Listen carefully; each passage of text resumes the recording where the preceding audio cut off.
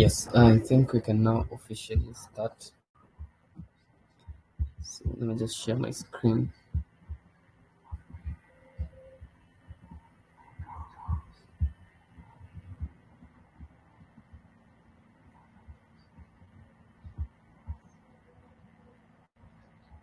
So you guys can confirm whether you're seeing my screen.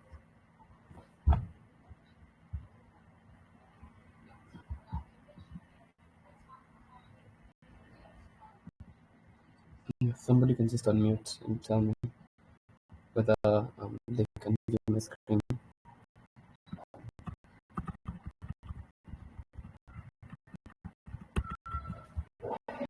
Am I audible enough? Not sure whether you guys can hear me.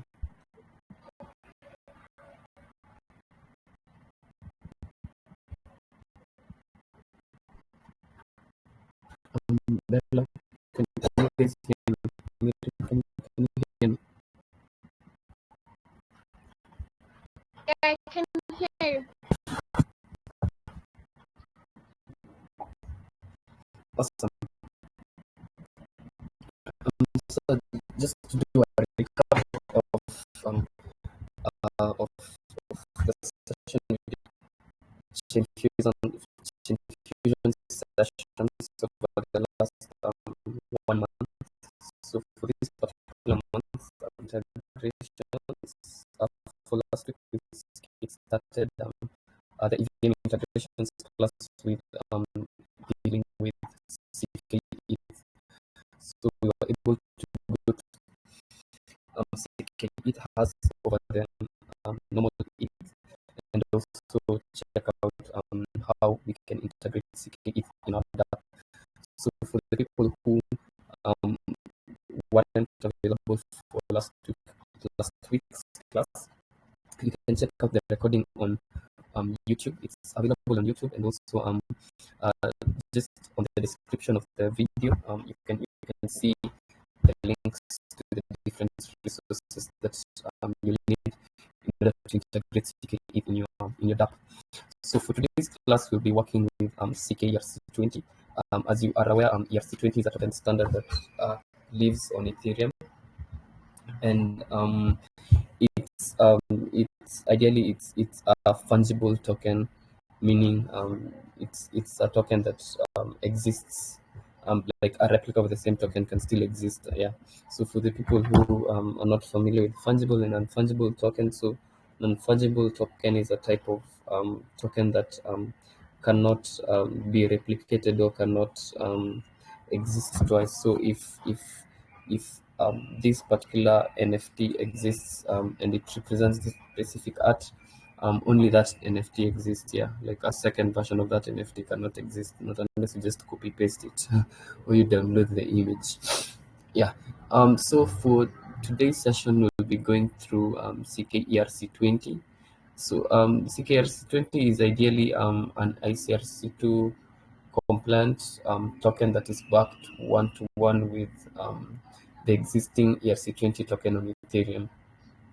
And we have a number of ckERC20 tokens that have already been implemented, and the most common ones are ckUSDC and also ckLink. So ideally, they're just replicas of USDC on Ethereum and Link on Ethereum.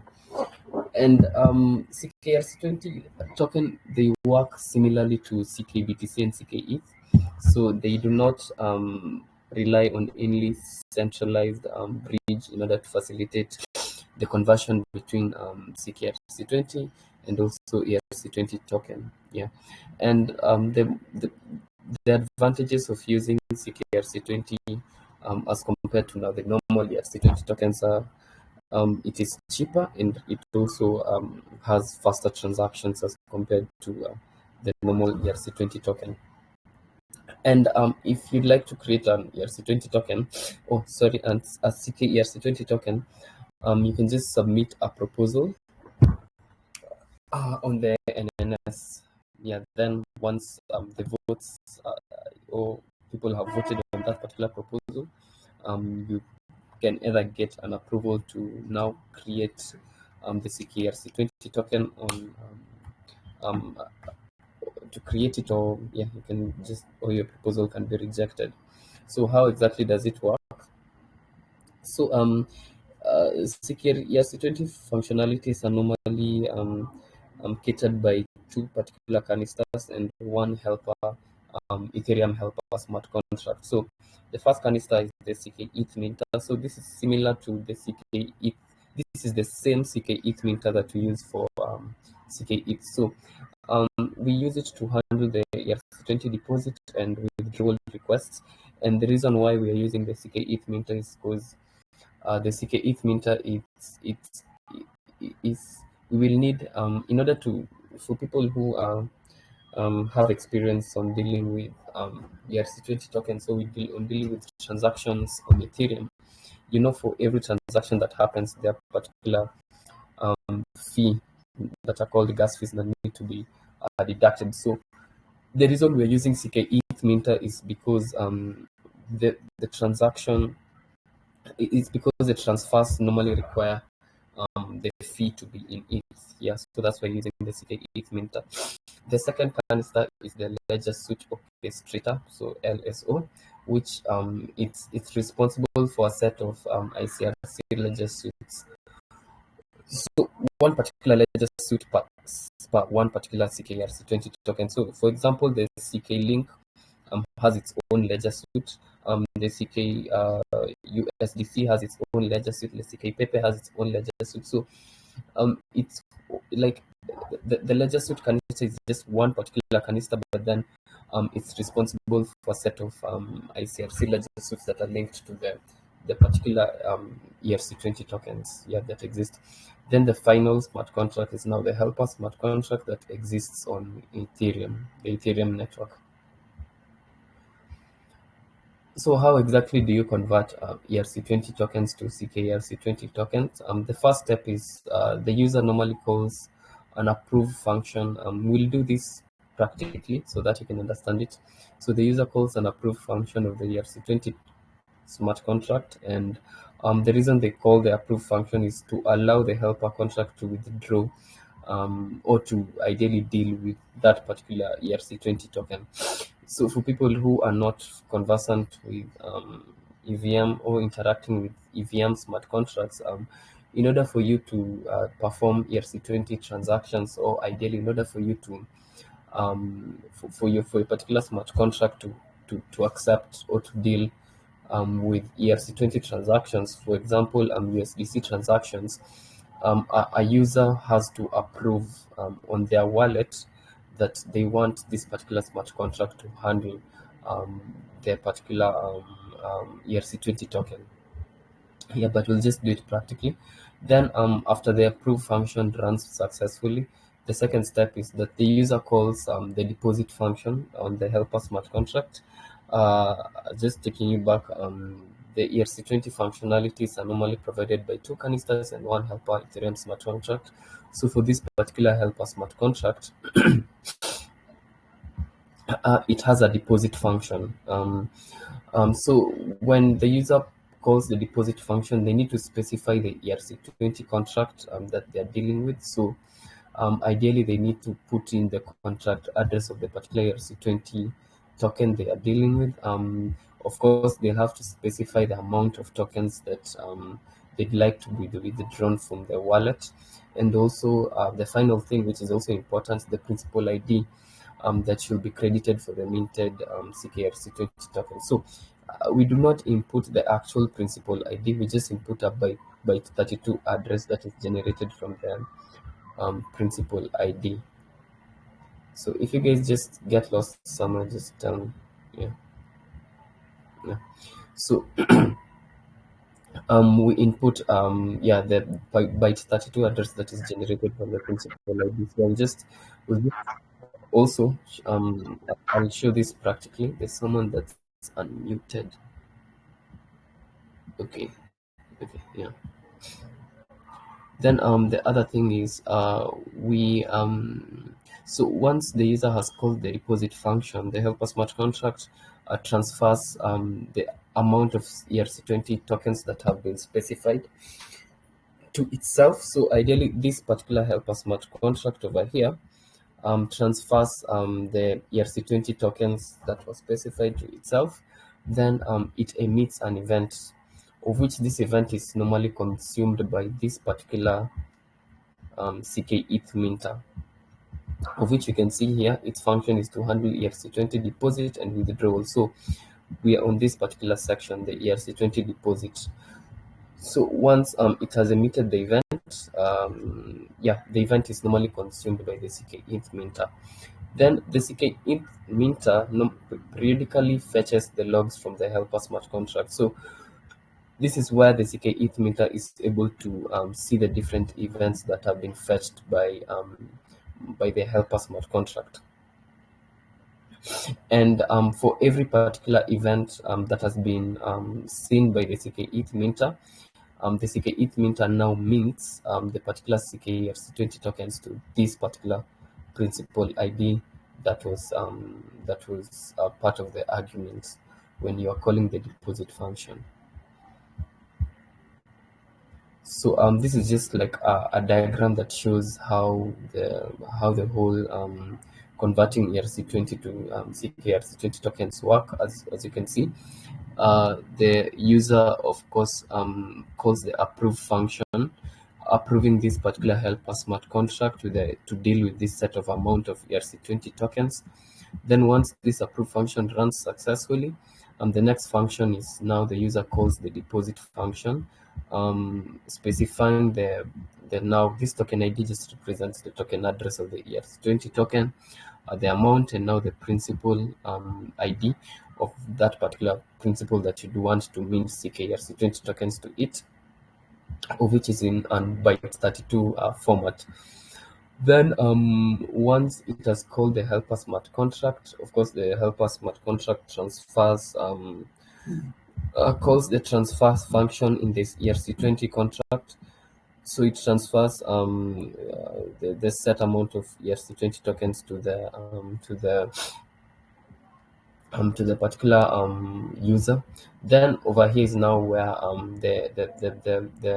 the minter ckEth minter smart contract tokenister periodically fetches the event logs of the helper smart contract that's supposed to that's the helper smart contract, of which these logs are called are generated when this particular deposit function successfully runs. So once it gets the events, it means the amount of token to this particular user, which is now the principal ID.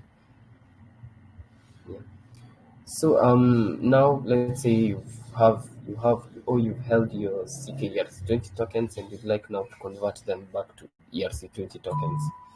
So the first section is the first step is now the user calls on the ICRC2 approve function in the ckEth ledger. So we're utilizing the same ckEth ledger that handled ckEth. Yeah. So the main purpose of calling this particular approve function is we approve the ckEth minter to burn some of the user's ckEth token as a payment for the transaction fee. So ideally now we approve the ckEth minter to now use the ckEth tokens as gas fees for the transaction that will happen.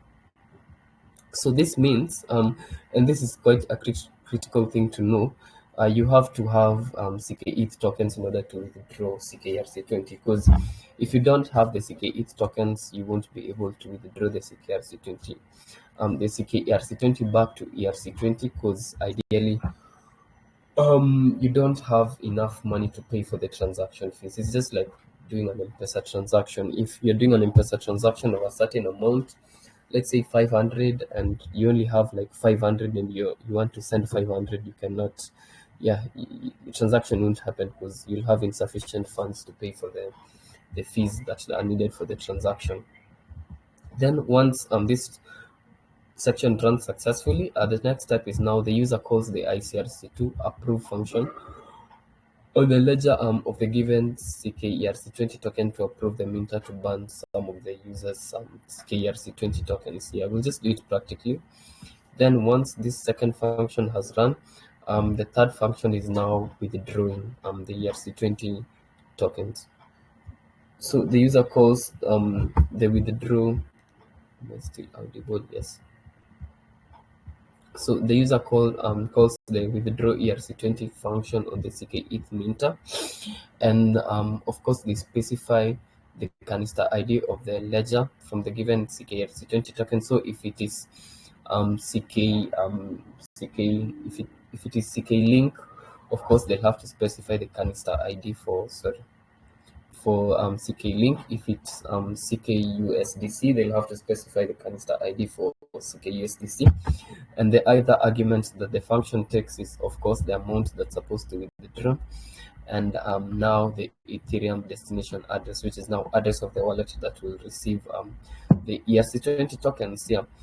So if all the operations succeed, of course, it sends an Ethereum transaction, uh, and ideally the funds are sent to now the particular address that was inputted over there. Yeah. Now, exploring the different use cases of ckERC20. The first and the most popular one is they are way faster and way cheaper than the normal ERC20 transactions. As you know, if you're performing like a sending or transferring of USDC from one particular address to another on Ethereum, it's very, very expensive because of the whole gas thing. But now, if you're specifically handling the ckERC20 transfers, they are way, way cheaper. The other places that it's useful is the token swaps, of course, dexes, and another popular use is crowdfunding applications. Yeah. So let's now check out, get our hands dirty and check out how you can implement ckERC20 in your dApp. So I'll send these slides later, but if you click on this particular link, uh, it will redirect you to now where the tutorial is. So let me share a different tab.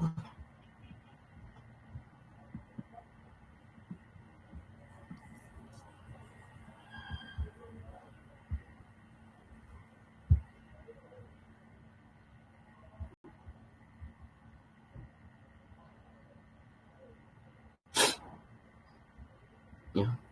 So if you click on the link to the documentation, it will redirect you to where it will redirect you to a GitHub repo that contains the tutorial on how you can implement the functionality for ckERC20 on your dApp.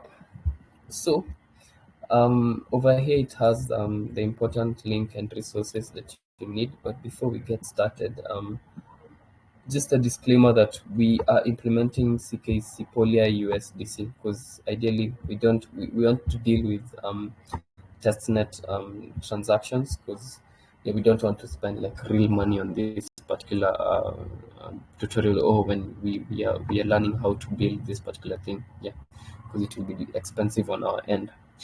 So the first step is now to clone this particular repo. So I'll just come over here, copy URL. Let me open my VS Code.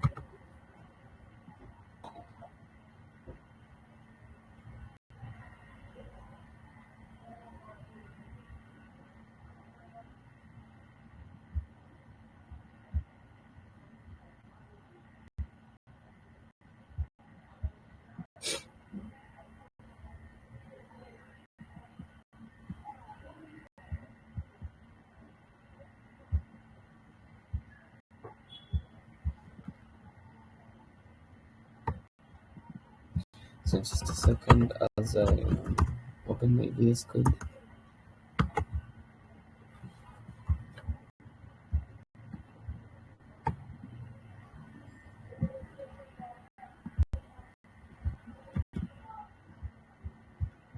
Yes, I've just realized I'm not sharing that that window. So let me just share.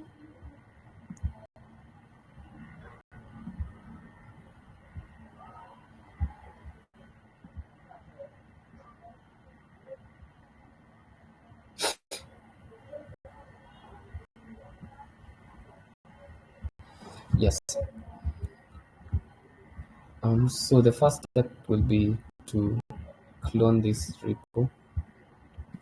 So just come over here and write clone.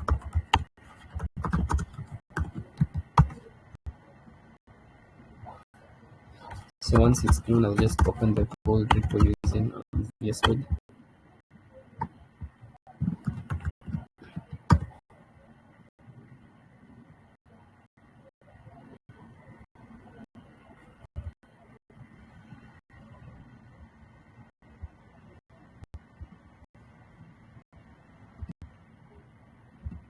So it has successfully opened the repo. So if you check on the src and ckER20 data front end, it comes with a pre-configured template for calling the particular help us smart contract on Ethereum. So all the functions for approving and depositing CK, or in this context, ERC, Sequoia USDC have already been configured. So what we'll be focusing on is entirely on the backend Rust code. So just to show you,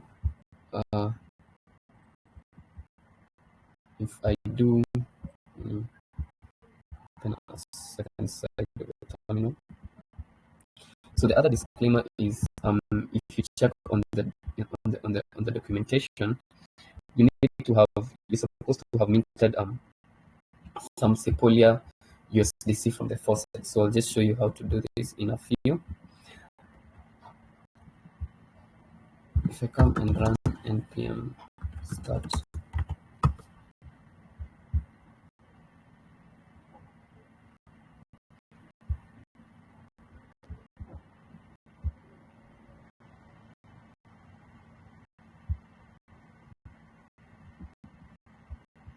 oh, I just forgot to do something. If we go to install the packages, so just cd src slash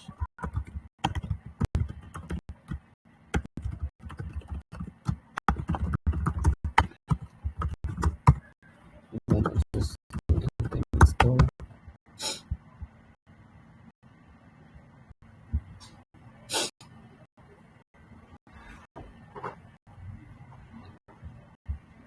So it's installing all the modules, or rather all the packages. So let me just share my entire screen for now.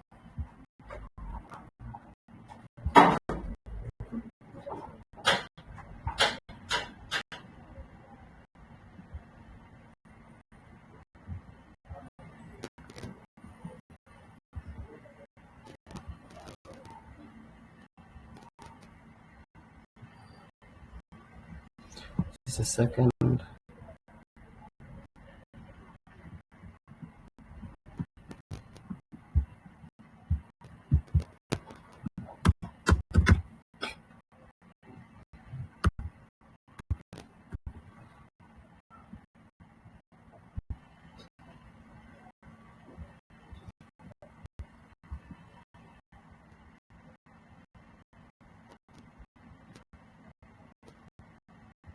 Yes, oh, yes, it's visible. So it's installing the dependencies. So it installs the dependencies. I want to show you guys something. So if you're wondering how you can generate just a second a byte32 address from your principal ID, there is a quick way of doing this. So just come over here.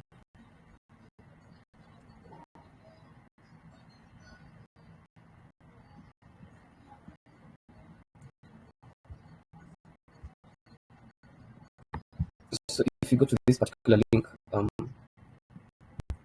yes, on this particular link, you are able to, because as you guys, if you remember, I mentioned a while back, for you to perform ckER20 transactions, that is specifically the withdrawal transaction, you have to have some ckETH in your particular principal ID, or in a particular yes, ideally in a particular principal ID. So I'll just come over here. I want to use a certain principal ID.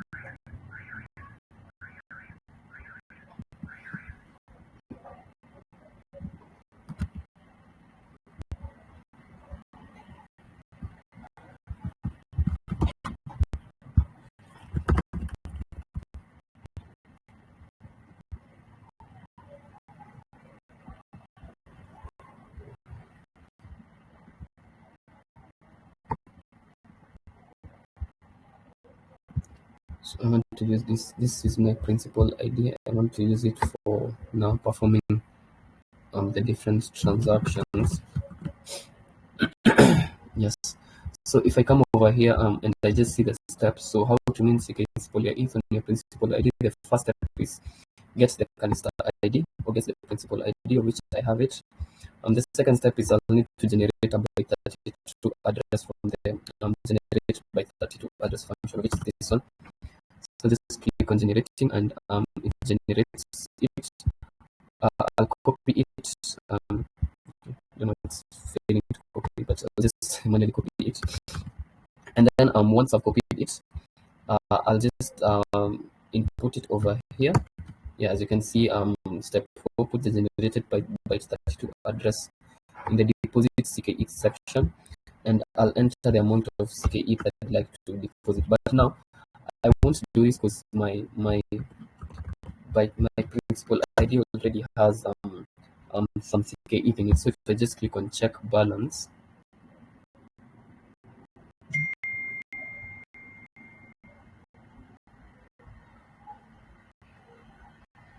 yes, it will return the balance of my my ckETH balance, so which in this sense is just ckC poly ETH for this particular for this particular um yes, for this particular functionality that is on this particular site. It's just ckETH ETH, yeah.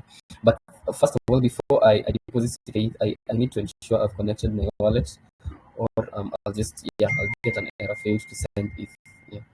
So I need to come over here, and I'm able to connect on the different wallet providers that are there. So either Wallet Connect, Coinbase, of course, the most popular one is MetaMask. Yeah, but I won't go through all of this. I will also input this site in the. I will send this site immediately after the session. So once you've installed all the dependencies, the next step is now to start the whole repo, the whole project. I mean, so I'll just write npm start. I can go to localhost 3000.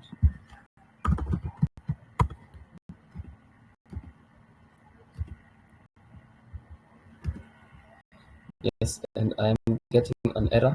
Yes, I do not have declarations, so I need to deploy my backend canister. So I'll just come over here and deploy the backend canister.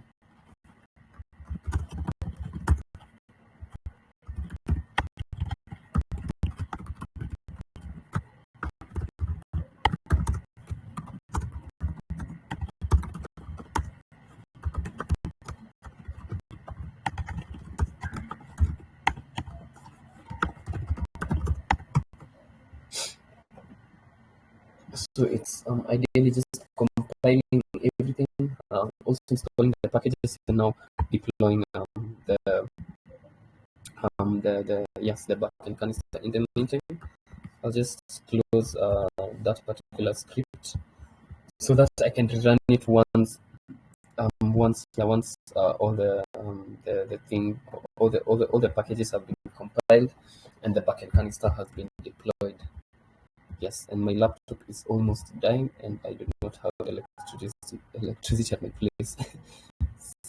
Such a good day to have that kind of a bad luck. Yeah. So in the meantime, I'll just take you through the front end functionality that allows someone to directly call the ERC20 helper smart contract.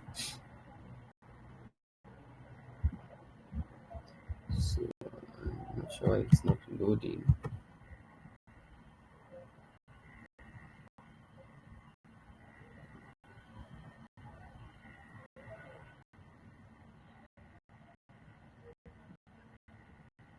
Yes.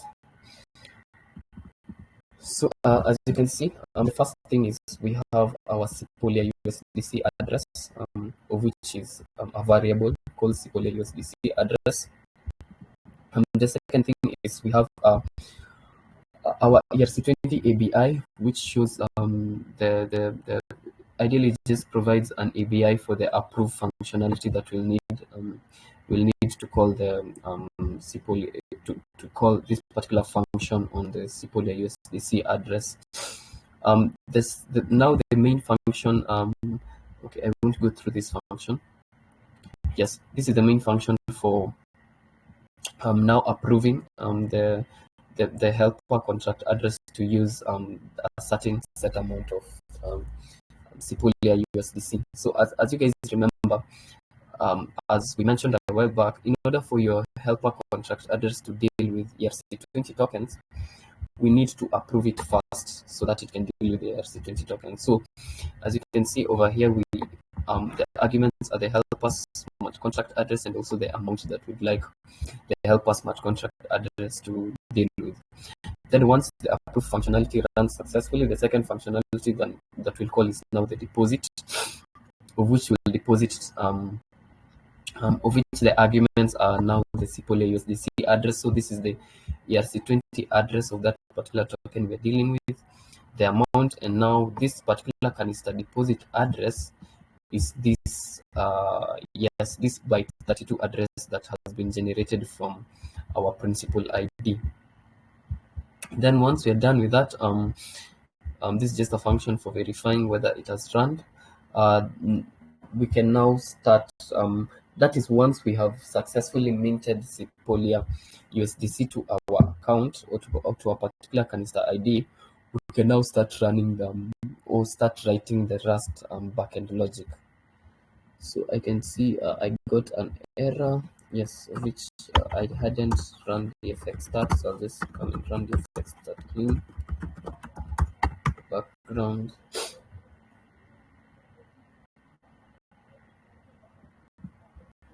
See how much charge, and around 25 minutes. Yeah, but I'm almost done. Just like in the next 10 minutes, I'll be done. Yes, so once it has initialized the replica, I'll just now dfx deploy.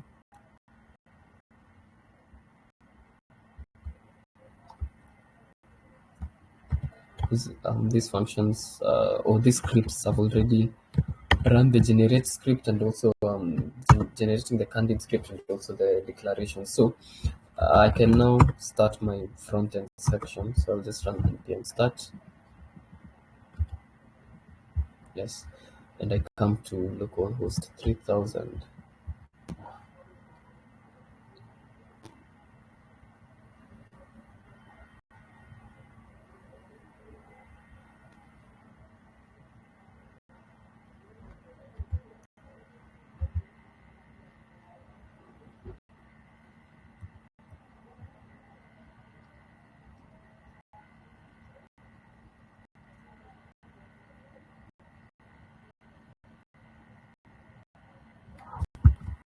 I don't know why it's not running.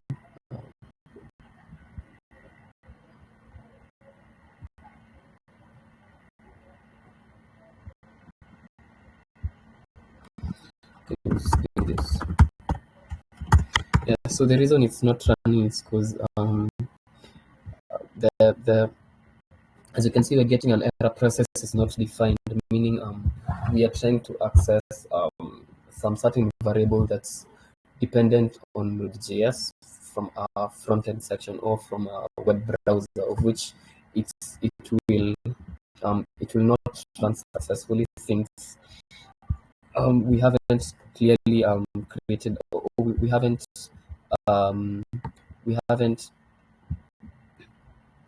just a second. Yes, we haven't set up an environment to support the node variables that are present. So I am getting an error. just try to see.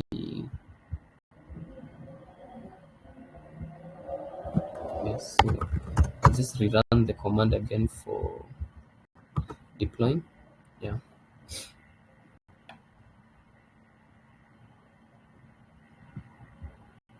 Yes. So now, if I refresh my browser, I expect it to work.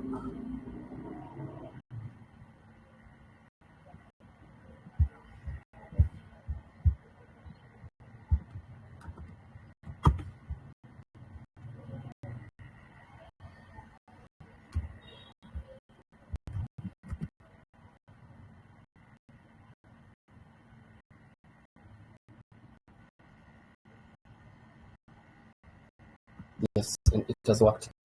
So the first thing is, of course, I'll have to connect my wallet.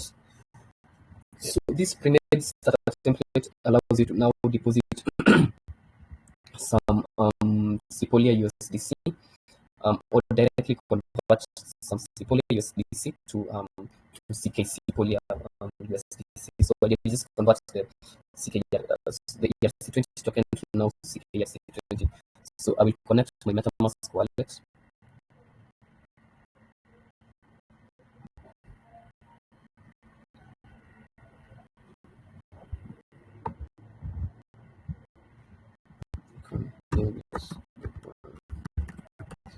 I will input my password.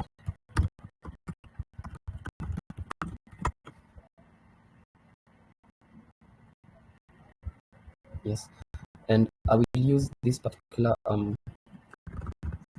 canister ID to deposit the CK USDC to it. So of course I'll generate the byte32 address, and once it has been generated, I will copy it. And once I copy it, I'll just come and put it over there. So the first thing that we need to do is now we have to approve. Oh, just something I forgot to mention. Before you do that, you have to ensure that you have some Sepolia USDC on your particular MetaMask wallet. So I'll just come to the Circle. Circle are the provider of USDC, and I'll mint some some Sepolia USDC to my particular wallet address. So once I've done that, I'll just come and enter the amount of Sepolia USDC that I'd like to convert to CK USDC. I'll just click on the approve function, of which is supposed to now approve the usage of my particular ERC20 token with the helper smart contract that's deployed on Ethereum, or with the helper smart contract that will interact with.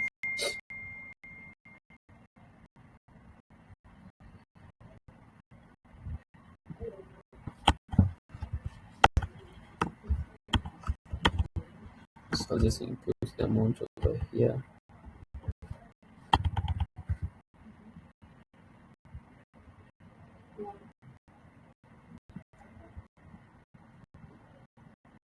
Oh, apologies, I have connected to the wrong wallet. Yeah, so let me just disconnect. Um, I'll connect. I'll come over here and just switch.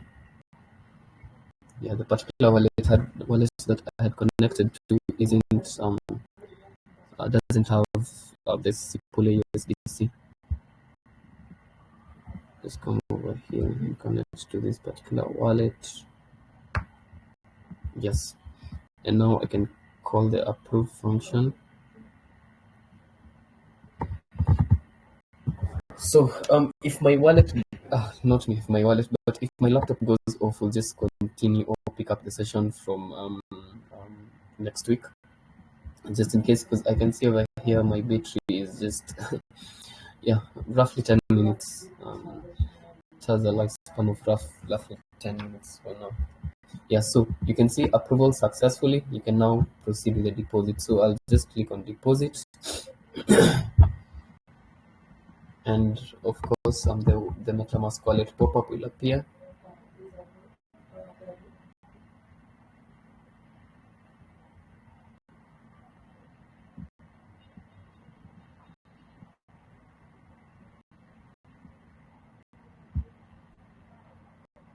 Yeah, so it is depositing.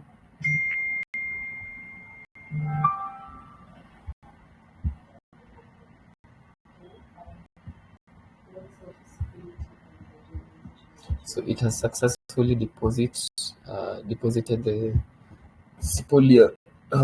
So it has successfully converted the one Sepolia USDC to now CK Sepolia USDC. So I can now work on the backend functions. So for now, I'll just specifically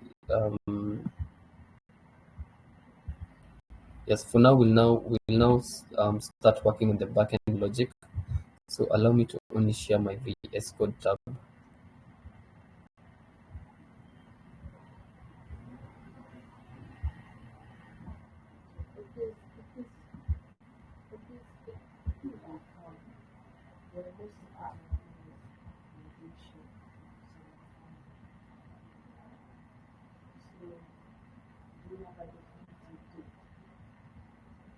Yeah.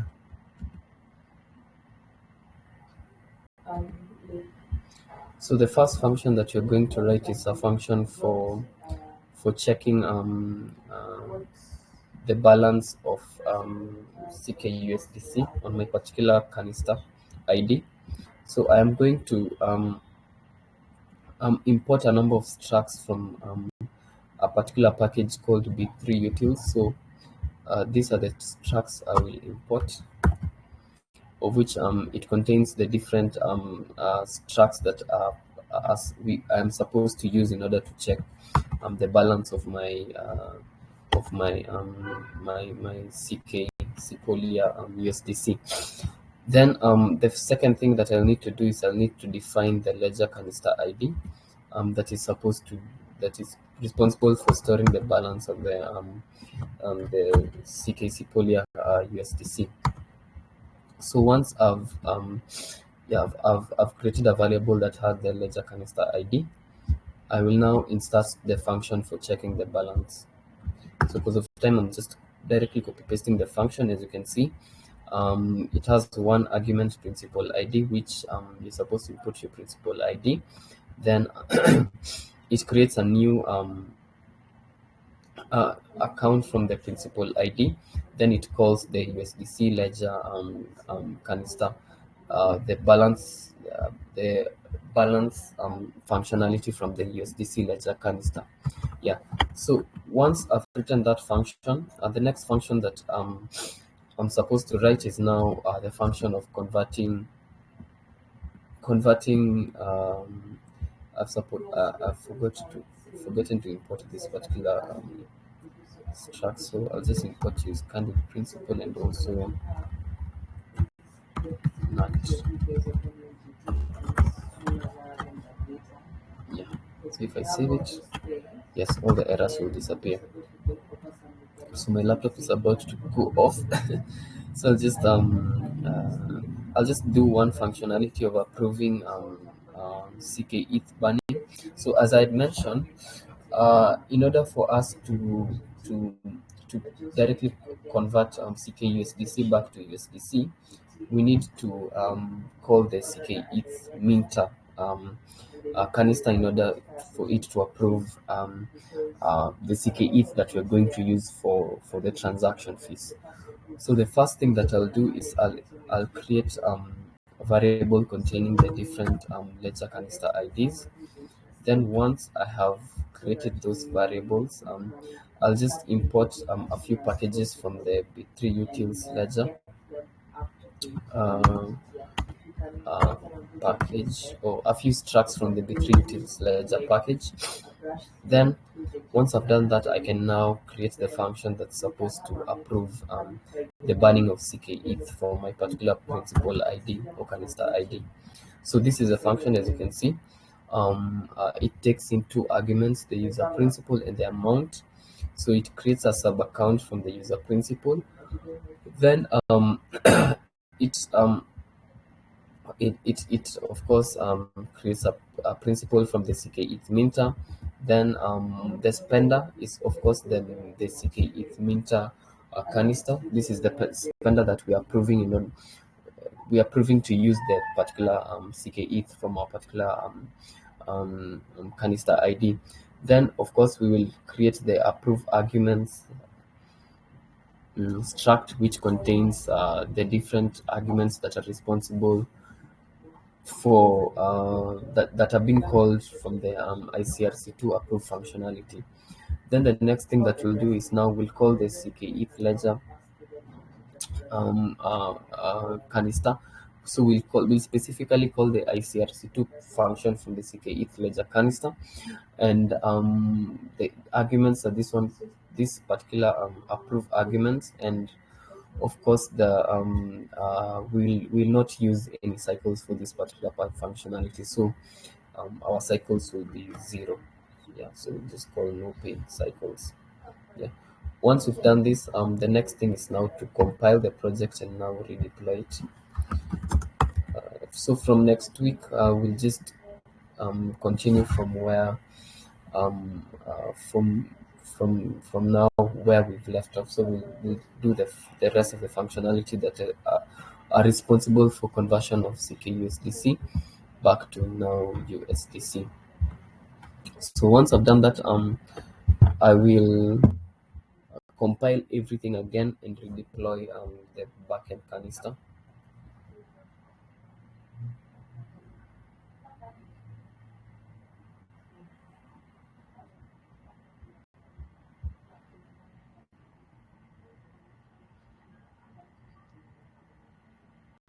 Yes, so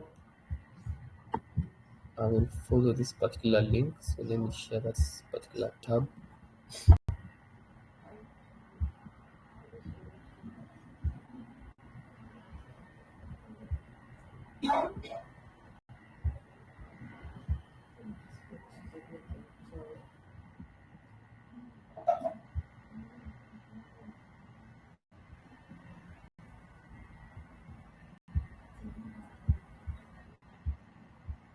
Yes, and you can see the functions are set. So if I come and just a disclaimer, this function is going to fail because I haven't deployed it on the mainnet yet. Yeah, so that's also another issue. I need to redeploy, or I need to deploy my canister to the mainnet so that the function can run, because it requires cycles for it to run. So if I call it, ideally it's supposed to approve the ckEth that's responsible for or approve the ckEth that will be used for banning or for the transaction cost, or for the transaction fee.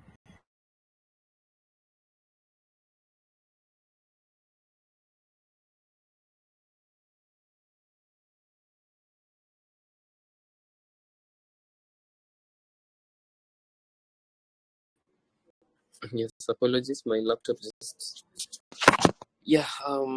went off because of I don't have lights at my place. But from next week we'll continue from where we left off. That is now withdrawal of ckUSDC back to now USDC. So for this particular section, we've done how you can convert your USDC to ckUSDC, and now from next week we'll now check how you can convert back your ckUSDC to USDC. I will send all the link to the slides and also the documentation immediately after this call. Yeah.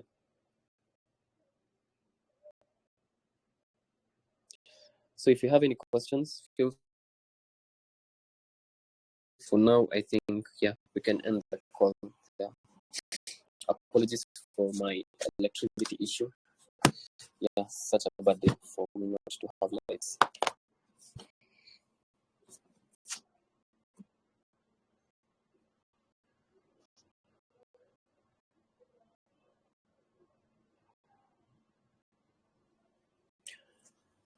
Okay, awesome.